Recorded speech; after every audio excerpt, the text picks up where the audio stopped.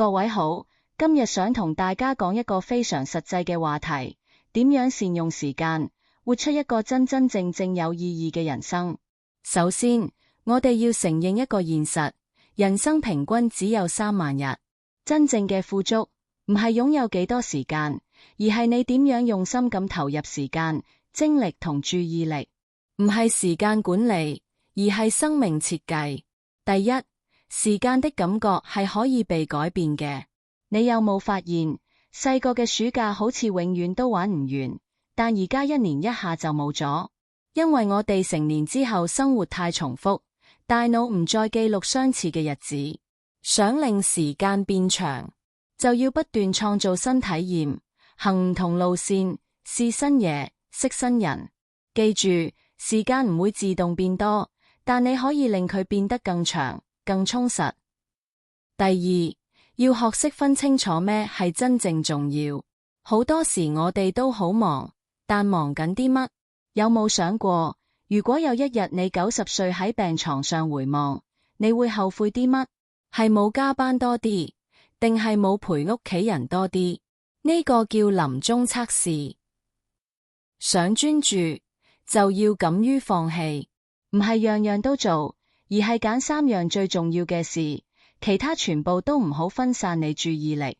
知道咩唔應該做，往往比知道咩要做更有價值。第三，人際關係就好似一個情感銀行，每次互動都係存錢或者提款，真誠嘅讚賞、準時、關心都係存款，遲到、失信就係提款。最深嘅關係唔係靠一次盛大嘅表示，而係靠日常細微但持續嘅關懷。而且唔好忽略身邊啲弱關係，例如舊同事、朋友嘅朋友，佢哋往往帶來新機會。反而你幫人付出時間時，會覺得自己時間更多，因為生命變得有連結。第四，事業唔再係一條直線，而係一個探索過程，唔需要一步步爬梯，反而要不斷學新技能，向橫行、斜行都得。最有潛力嘅機會，通常喺你已知領域外一小步。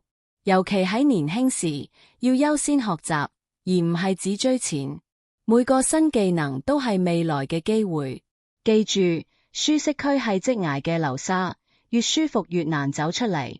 第五，健康同能量係最根本嘅時間放大器。冇能量，所有時間都浪費。寧願有8個鐘充滿精力，都好過12個鐘疲倦冇力。睡眠係腦袋修復嘅超能力。運動可以激活思考。當你卡住唔知點做時，喐下身體反而會揾到答案。記得，你嘅早晨自己同夜晚自己係2個人，要為夜晚冇意志力嗰個設計好簡單易行嘅習慣。第六，情商比智商更重要。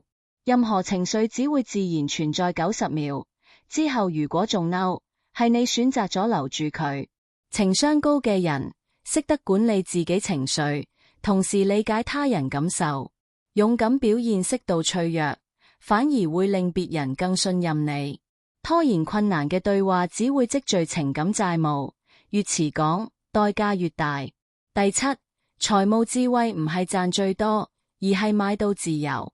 收入增加唔代表真正富裕，如果生活方式跟住收入升，你只會越來越忙。真正嘅財務自由係時間富裕，用錢換取自主時間。要記住，體驗會升值，物品會貶值，花錢買回時間，遠比買多啲嘢更值得。最後，人生唔係等命運安排，而係可以設計出嚟，唔需要等一個完美計劃先開始，應該用行動去試。每天做一個微小改變，日子久咗，就會累積成巨大的轉變。設計屬於自己嘅成功標準，唔好被社會定義。